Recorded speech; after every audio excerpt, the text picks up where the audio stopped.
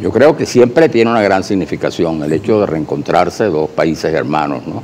Que después de 3 años pues habían roto unas relaciones que no son las relaciones tradicionales entre dos naciones, sino que en el caso de Colombia y Venezuela se trata de relaciones históricas y que tienen que ver de alguna manera con un mismo país, así con una misma zona, pues, ¿no?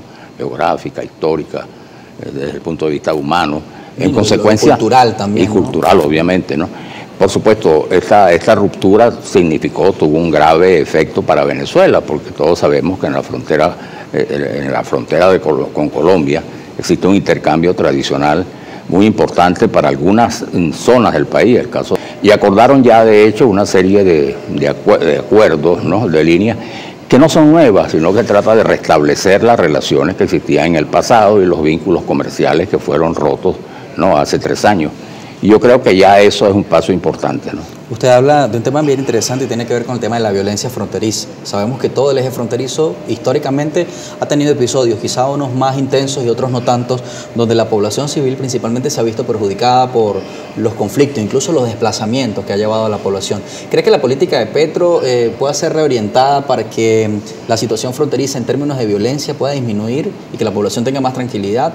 Cuando vimos, por ejemplo, una situación de violencia donde fue atacada la caravana del presidente hace algunos días. Claro, no, bueno, la violencia no va a terminar, no, sin duda alguna, pero lo que hay que destacar es que a partir de la ruptura de las relaciones y de esta situación tan tensa entre los dos países, ese fenómeno se incrementó, ¿no? Y se hizo más evidente por la presencia acá de factores ilegales, factores de la delincuencia común, disidencia de las guerrillas, ¿no? Grupos paramilitares que por supuesto aprovecharon esa situación para entrar en el país, y sabemos toda la situación que se ha vivido en la frontera de Apure, ¿no? El caso del Arauca, lo que se ha vivido. Y fíjate que se han desarrollado operativos muy importantes, incluso el ministro de la Defensa ha anunciado las operaciones que se hacen para capturar estos personajes que llaman tancol, ¿no?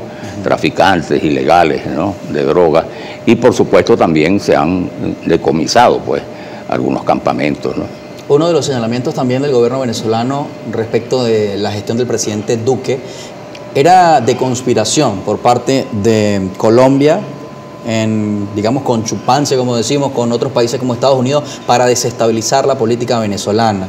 Esto va a cesar evidentemente a partir de ahora con la llegada de Petro al poder, porque hay una relación un poco más armoniosa. ¿Qué puede venir entonces para Venezuela en el contexto internacional? ¿Puede ser Colombia una puerta de entrada al mundo, no solo desde el punto de vista comercial, sino desde el punto de vista diplomático, desde el punto de vista político? Sin duda alguna, ¿no? Sin duda alguna se restablecen las relaciones, como te decía, que siempre han existido y que tienen que fortalecerse. Fíjate que hay un hecho importante a destacar, y es que el presidente Petro anunció justamente antes de viajar a Perú, ¿no? El día de ayer, que plantearía la reincorporación de Venezuela y de Chile a la comunidad andina, ¿no?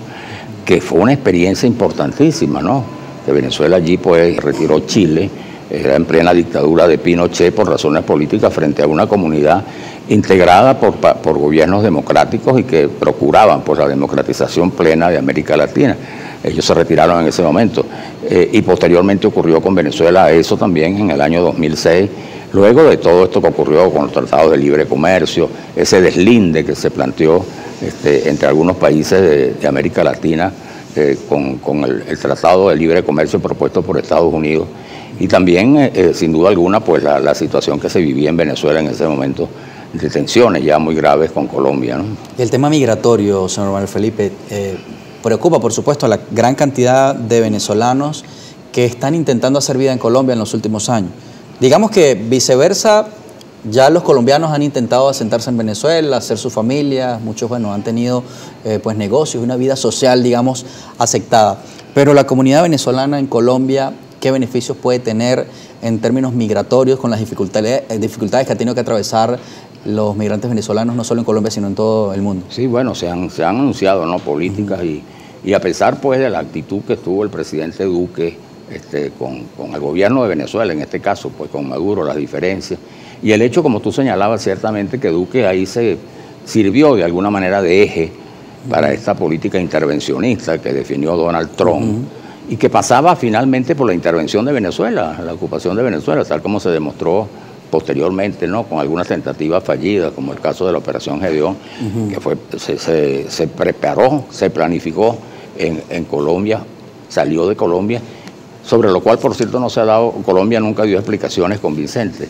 Pero sin duda alguna, yo creo que se abre pues un espacio para retomar pues, las relaciones entre los países. Ahora, el tema de la migración venezolana es muy importante. Ahora, recientemente se publicó un informe de las Naciones Unidas que revela que la cifra de venezolanos está alrededor de los 6 millones, ¿no?